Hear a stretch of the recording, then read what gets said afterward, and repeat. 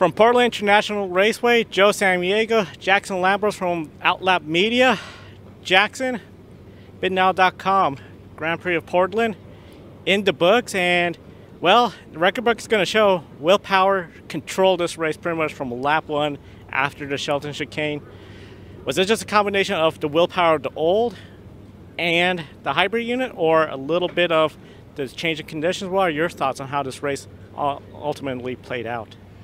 I think it's just knowing that Penske really has it going on right now, car-wise, and also you got to give credit where credit is due to Will Power. Not only was it some great communication actually from the start there, communicated with Santino Ferrucci going into turn 1 before the race to kind of see what was going to play out there and make sure they didn't collide, and then after that just got clean air and did not crack under pressure from behind and just kept the foot down. Granted, didn't get too much pressure from Palou behind. He was exactly where he needed to be.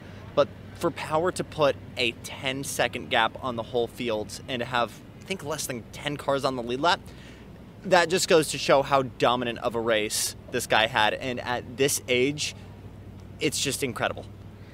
And you talk about at this age, and the press conference has seen a little bit reminiscent of like someone that seems like they're realizing they're up in their twilight of their career. Here's what Will Power said a little bit in that press conference. Yeah, I mean, it's the first track I ever drove at in the US. It's the first time I ever drove an INDYCAR. I still remember driving down the back straight. I had that thought, like, man, I could be paid to do this.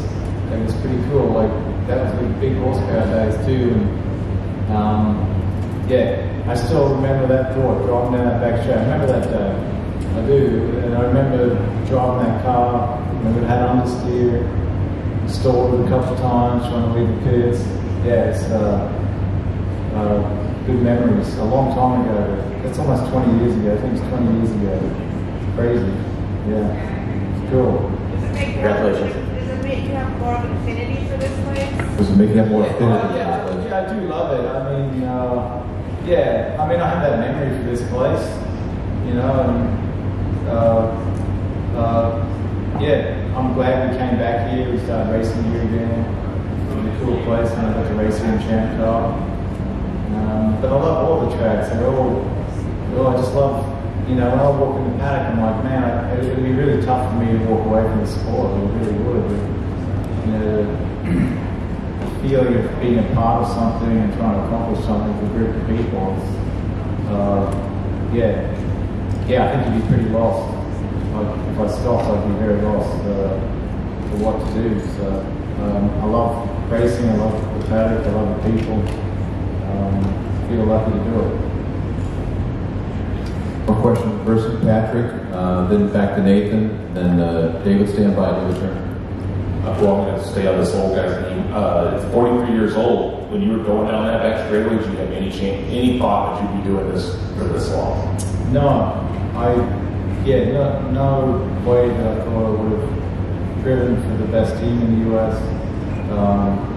You know, won on ovals, won the Indy 500, all those things. We just won a championship on this poles. Like, yeah, not a chance.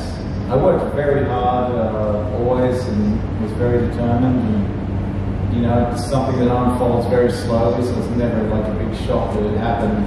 You know, now when you reflect on it, when we came here, you know, all those years ago, it was a dream. What I've done, I've lived out my dream, absolutely. I just lived it out. And, you need to reflect sometimes and appreciate that when you get mad or disappointed about something that happened.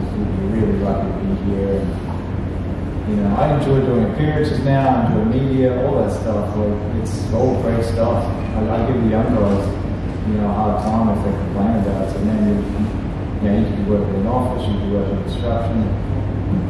You're lucky. You're in this very small group of people that get to do this for a living, so enjoy it. So Jackson, seeing that what Will said at the press conference, how many more years do you think he has left? And he said it is so important to enjoy everything going on now. Do you think those rumors about a potential replacement and a young driver on the grid has any merit? There's a Ben Schneider sitting somewhere that's going to be calling me out so hard for this, but I think I've already kind of taken back the prediction I made at the start of this season that Will Power's seat was going to be under fire.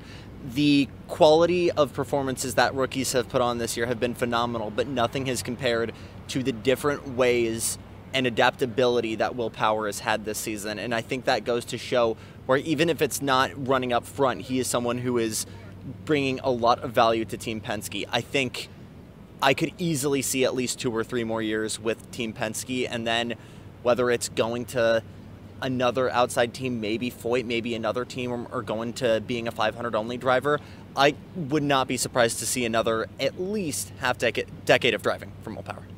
Now, of course, Will Power back second place in the points. Your points leader finished second in the race, so not a lot gained over a race worth of points. So he could have a disastrous Milwaukee race below, but then he will still have the points lead, but it'll be cutting it close. Do you think now it's just point racing for Alex Palou? Because mathematically, if he has 2 solid weekends, he could wrap it up in Milwaukee. It's 100% keep the tires on it, keep the wings on it, and just get home in one piece. Because yes, he's inexperienced at Milwaukee and Nashville, but he's had plenty of testing time there. We've raced at tracks similar to it. This isn't this guy's first time driving an oval.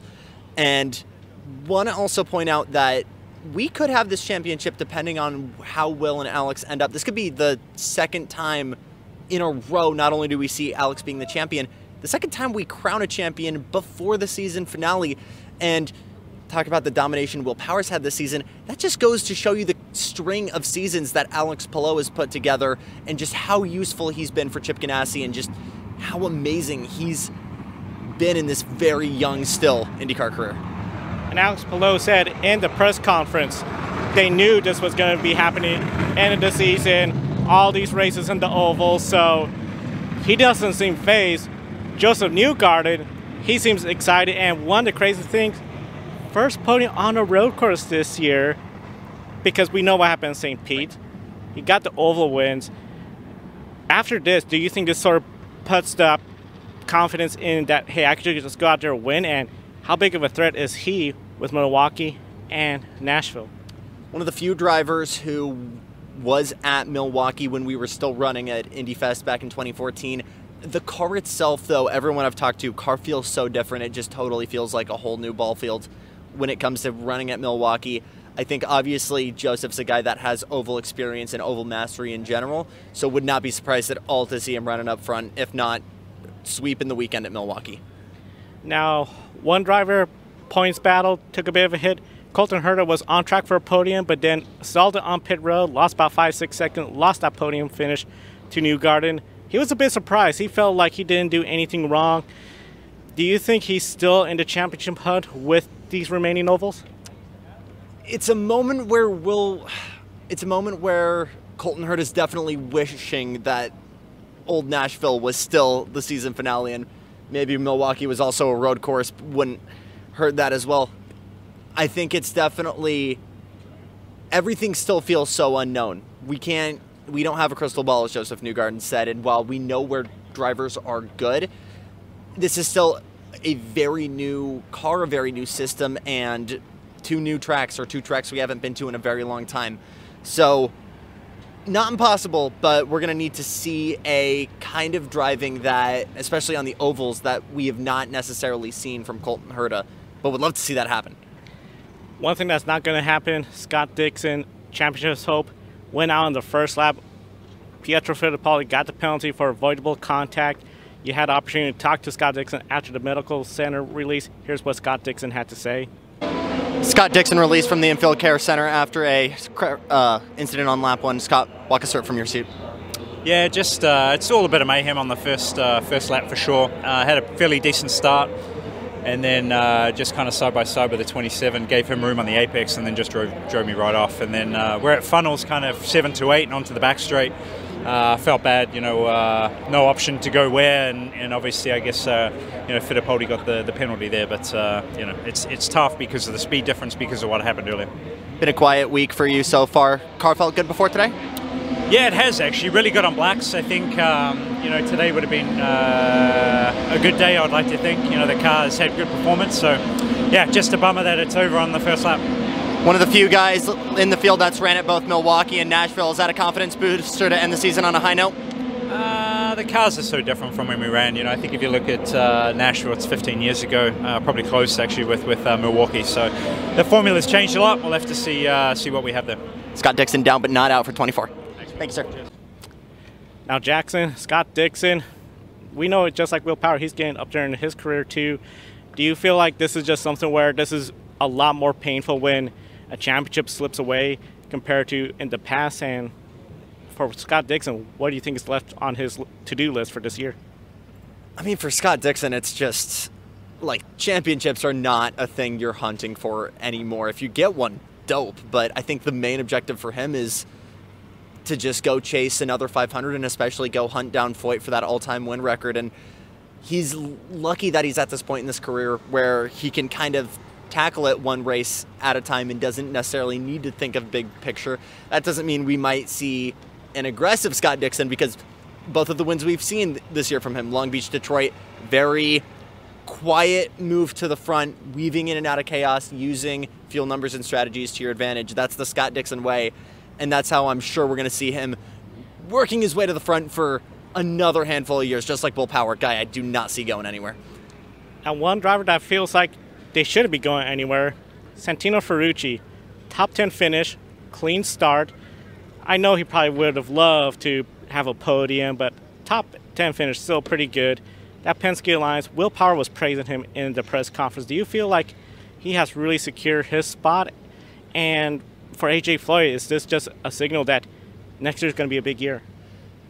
I think it goes to show that the season finale is going to be a big end of this season, considering how strong they've been at the short ovals and also Indianapolis. The big thing for me is you've got this guy running right now 10th in the points behind guys like Christian Lundgaard, Felix Rosenqvist, full-time guys as well, getting paid top dollar at some really big teams. And while it might not look as good on paper as podiums and wins, this is a guy that's still consistently putting in a lot of top 10s and a lot of great points for AJ Foyt. So I think it really is the building blocks, not only for the end of the season, but for some really great things to happen for AJ Foyt Enterprises next year. One of the things in this race, Scott McLaughlin, of course, was fast all weekend. Qualifying didn't show up. Then that engine penalty, 20th, worked his way towards the front. Do you feel like for him, this felt like a missed opportunity for that win? It just felt like no one was really moving. O'Ward was also a guy we were hoping to see move forward. None of the McLarens in the top 12. I just think passing was a really difficult thing. We didn't really see much of hard charging going on, and I think the new hybrid system had a little bit to go into play there. A lot of drivers were saying they're not really using it as a push-to-pass button, but more as a kind of defense button to get gaps on other drivers. And I think that's the big reason why we saw maybe drivers getting close, but not too much wheel-to-wheel racing today. Now, of course, we got the short oval Milwaukee coming up. A lot of people are anticipating potentially good racing. They don't have the kind of pavement like Iowa did. And then Nashville. Is this one of the more exciting schedule finishing races compared to, I would say, back when we used to have Fontana Auto Club, where you just knew with that race, really, if your car started, you had a good shot at winning? Oh, 100%. It's so much more of a gamble going into the last race of the season, more of a roll of the dice, because there is that feeling of so many different people could win. Granted, it's not quite a Indianapolis or especially a Fontana if we want to talk about how that race ended up in, say, 2015. But this is such a special moment, right, for us to have these relatively new cars at a track we haven't raced in over a decade. It's going to be such a fresh, clean slate for everybody. So even with Palou having this lead, we really don't know how this could go. Like, for all we know, we could have 3 new people in victory lane by the end of this season. And I really don't think I would be super surprised. Now, of course, this has been a special year. You've been out to several races this year with Outloud Media, Grid Network. A big thank you to our Patreon investors for making this possible. Jackson, when it comes to this year, as you've been to multiple tracks, what's the one thing that's going to stand out the most from this season in IndyCar so far? I'm taking the mic. You get so many people saying online that it feels like a community or it feels like a family, and that feels impossible from an outsider looking in at racing. But looking at the way these guys interact with one another, it genuinely feels like a community. To have you know, the drama of Gateway last week between Will Power and David Malukas, and have those dudes just hanging out in the forest earlier taking photos. Those guys are instantly rinse and repeat. This is a new weekend. To have Santino and Will Power talk about, hey, here's how turn one's going to go for me just so that we don't run into each other. I know I have a championship on the line and I need this win, and you have a chance for getting your first win ever. I want to make sure that this doesn't end up sucky for both of us. That's debatably two of the most heated guys in the series, making sure that they aren't tangling with each other. That is a kind of mindfulness that I don't think I see in any other form of racing. So it truly, truly is this feeling of community. And before I end off, I genuinely want to give a huge thank you to you, Joe, to everyone at Grid Network, to everyone on Patreon, Buy Me a Coffee. If you told me at the start of this year that I would be even close to getting to 4 races this year and to be actually hopping on planes to make this happen, I would think you were just straight up joking with me. So to be able to live out just a little bit of this dream has been absolutely special. So thank you, Joe. Thank you, and of course a big thank you to Colin the Show, Mark, Rob, and David Matthew, our Patreon investors, for making this possible. Everyone that has bought us coffee, YouTube Super Chats, you submit a YouTube Super Chat or thanks button. We'll thank you on the air next time, and of course, Grid Encore will be on the air Monday. Ben and Brandon will have a lot to talk about. Grid tonight on Wednesday. Then next thing you know, we're going to do this all over again with the Women in Motorsports and then another Grid Live weekend. Busy weekend ahead. For Jackson Lambros, I'm Joe Samaniego. Thank you for tuning in all weekend long. Subscribe, hit the bell icon. We'll see you next time.